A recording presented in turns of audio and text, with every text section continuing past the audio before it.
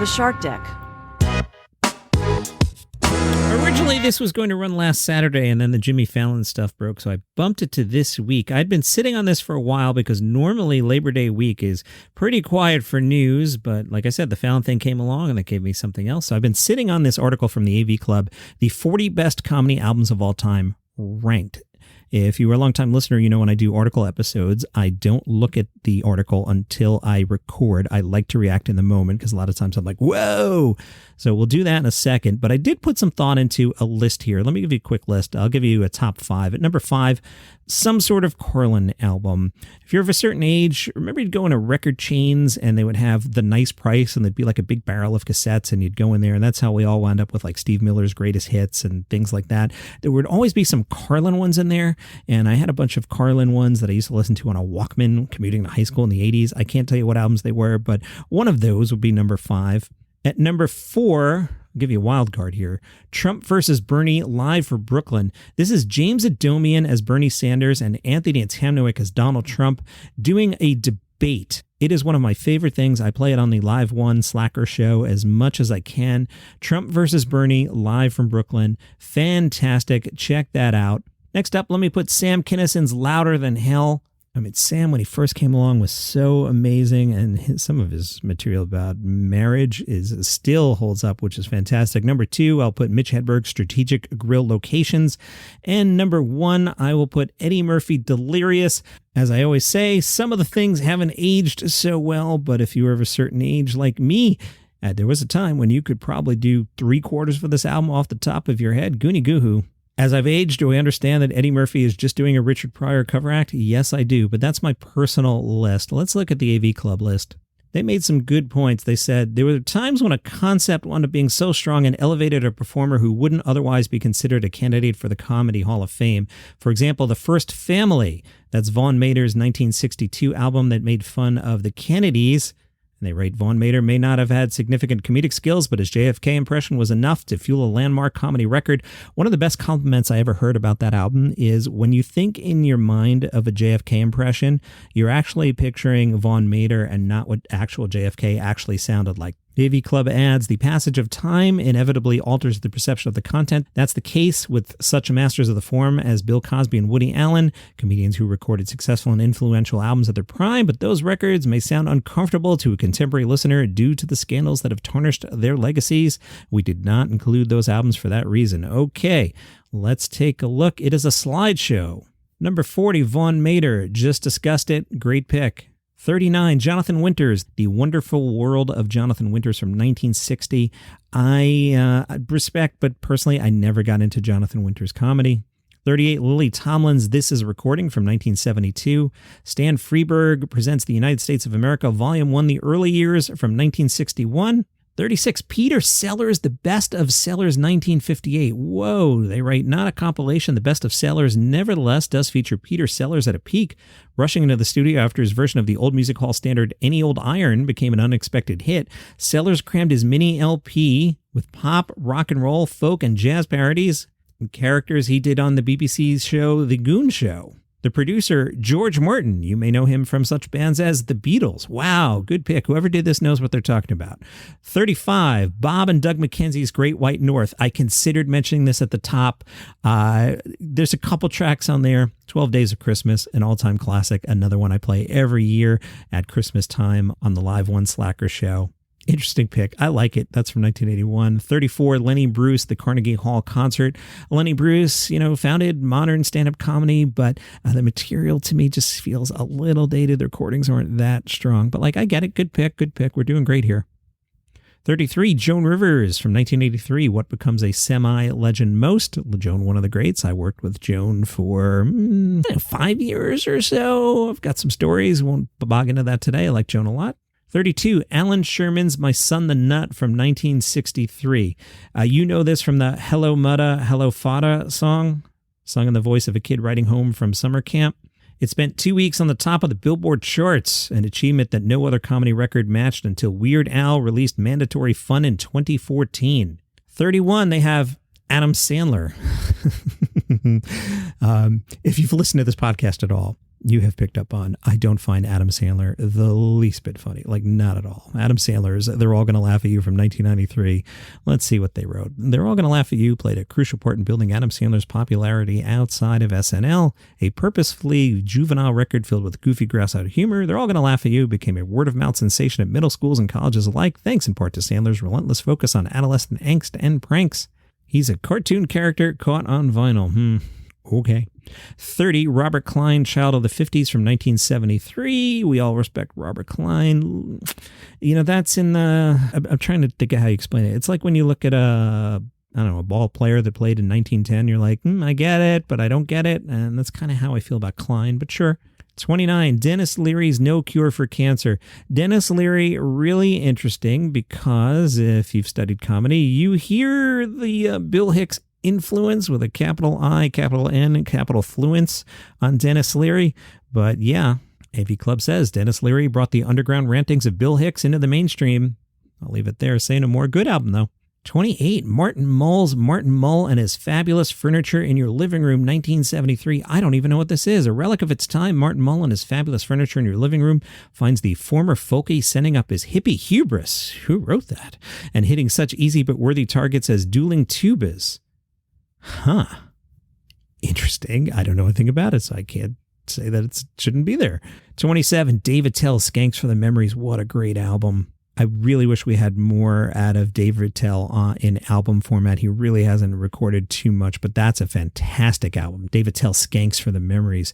26, Dick Gregory in Living Black and White from 1961. I'm unfamiliar with this album. The AV Club said, recorded at Chicago's Playboy Club in Living Black and White preserves Gregory's peak, finding him weaving between pointed racial commentary and observations about the state of international affairs at the height of the Cold War. I like this list a lot. These guys did a great job with this list. 25, Andrew Dice Clay, The Day the Laughter Died from 1990. Do you know this one? This is not the good Andrew Dice Clay album that you're thinking about. It's Dice was such a public menace. He and producer Rick Rubin designed his debut album as a provocation, a double disc document not of Clay's nursery rhyme routines, but the danger he conveyed as a comic performing at a small club filled with unprepared listeners. It's comedy as a weapon. The audience doesn't laugh. They squirm in a fashion that's even audible on record. Interesting pick. That is just an awkward listen. Are we overgrading this? I don't want to say overrated, but are we overgrading this because Rick Rubin is involved? I know when we would play this on Sirius XM and in later days when I played it on Slacker/Live One, that album does not do well because it's a comedy album and no one's laughing. Next up, Cheech and Chong, Los Cochinos from 1973. That's the one with Basketball Jones on it. I mean, Cheech and Chong are fun for what they are. Maybe back in 1973 as an album was fun. I'm not sure that has aged all that well, but okay. I won't fight you in the schoolyard about that one. 23, Lewis Black's The White Album. Okay, I mean, I got to see what comes. 23 feels a little high for that one, but let's see what's coming. 22, Monty Python's Flying Circus, another Monty Python record from 1971. There are so many Python compilations, recompilations, recompilations. You could take your pick of the Python records, but sure, that one's not bad. 21, Don Rickles' Hello Dummy from 1968, recorded live at the Sahara. Dummy is very much a product of its time, which means there are more than a few jokes that couldn't fly in the 2020s. Don Rickles, fantastic. Good pick. All right, let's take the break and then we'll do the other 20. Continuing, the AV Club's 40 Best Comedy Albums of All Time. At number 20, they have the Smothers Brothers at the Purple Onion from 1961. Trying to remember if I know this album. Maybe when we had the Clean Channel at Sirius, used to play this one a little bit.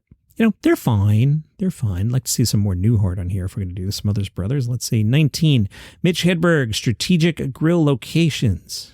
Talked about that one on the top, and I still can't believe that's from 1999. One of my favorites. Number 18, National Lampoon's Lemmings. Lemmings was a stage show National Lampoon staged off-Broadway in 1973 that spoofed Woodstock. The production was spun off into a cast recording. The LP served as an introduction to John Belushi, who performed the majority of the stage announcements, and his Joe Cocker impression. Also, Chevy Chase and Christopher Guest on that one. Interesting. All right. Number 17, Stephen Wright's I Have a Pony. Yeah, what an influential album. Now, the challenge I have with Stephen Wright, and I've seen him live, and this is why I say this. Stephen Wright in 5-minute clips, amazing. Stephen Wright in longer form, your brain goes numb. I went to see him. He was hilarious, but an hour into it, I felt like I was hallucinating. Just that non-change of speed for an extended amount of time. It's really tough. So yeah, good pick for the individual tracks. In terms of an album, I don't know. Not the worst pick. 16, Bill Hicks, Rant in E minor. Okay, we've done justice to the earlier Dennis Leary pick. Okay, that's a very good album if you've never heard it, from 1997. 15, what is this? Mike Nichols and Elaine May's An Evening with Mike Nichols and Elaine May from 1960. Educate me. One of the defining comic duos of the 1960s, Mike Nichols and Elaine May had an elegance to their rapport that still sparkles, capturing highlights from their Broadway show. Not at all familiar with it. 14, Patton Oswalt's Werewolves and Lollipops. When I did the episode last weekend, I mentioned I have trouble remembering which Patton Oswalt album is which. But sure, his recorded material is very strong. 13, Carl Reiner and Mel Brooks, The 2,000-Year-Old Man from 1961. Okay, one of those things that I'm not sure has aged all that well, but respect. 12, Sam Kinison, Louder Than Hell. Fantastic album. Number 11, Red Fox Uncensored from 1980. Uncensored is filled with the kind of raunchy humor that couldn't be heard in public in the 60s. In 1980, it won Fox a Grammy for Comedy Album of the Year. All right, top 10. What do you think's going to be here? Haven't mentioned Carlin yet. Haven't mentioned Pryor yet. I'm sure they're going to come up. And are we overweighting and only picking one from each artist? Because I could make a case for several Pryors and several Carlins on here. Let's see. Number 10. Albert Brooks Comedy -1 from 1973. I mean, if you want to have it on the list, but top 10. Number 9. Chris Rock. Bigger and Blacker from 1999. Good pick, good pick, good pick. 8, Steve Martin's Let's Get Small from 1977. Steve Martin's been coming up a lot lately on the podcast. Again, back in the day, was a monster huge comedian, but such a shooting star. I've actually been playing this on the Slacker Live 1 show recently. It has aged pretty well. Okay, let's do it. Number 8, Steve Martin, sure. 7, Rodney Dangerfield's No Respect 1980. Good pick. 6, David Cross, Shut Up You Effing Baby. Wow. Wow, it's 6. Wow. And there's only 5 left, so I'm guessing we're not going to give multiples to Carlin or Pryor, but okay, let's go to the top 5. Number 5, Eddie Murphy, Comedian. Yeah, Comedian, the album, Delirious, the TV special. That's the one I was talking about before. Great pick. 4, Robin Williams, A Night at the Met. This comes up a lot. I don't think it's aged that well. The Robin Williams Mafia is going to start writing me letters. It's good, but 4 seems really high. I'd have it on this list, but not at 4. 3, Bob Newhart, The Button-Down Mind of Bob Newhart. The Newhart stuff is very funny. It runs at a different speed if you've grown up watching Fast Cut Avenger movies, but in 2023, it might feel a little slow for you, but it earned Newhart the Grammy for Best New Artist in 1960. Number 2, George Carlin's Class Clown. That's the one that has 7 words you can never say on television. All right. And that means they're going to have a Pryor. I'm going to guess Sunset Strip at number 1. Let me look. Click. Ruichard Pryor, live on the Sunset Strip from 1982. Pryor's return to the stage after nearly burning himself in a freebase accident remains the ideal marriage of revelation and craft, a dark night of the soul that is riotously funny. Now, keep in mind, a lot of artists have not released albums in recent years. Although some have. I'm surprised there's no Gaffigan on here. I'm surprised there's no Dane Cook on here. Those are 2 that come to mind. Or how about Jeff Foxworthy, who has sold more comedy albums than anybody? That alone, he should be on here. But pretty good list by the AV Club. I would be curious as your thoughts. You can always join in the Facebook group, which is Daily Comedy News Podcast Group. Would love to hear from you.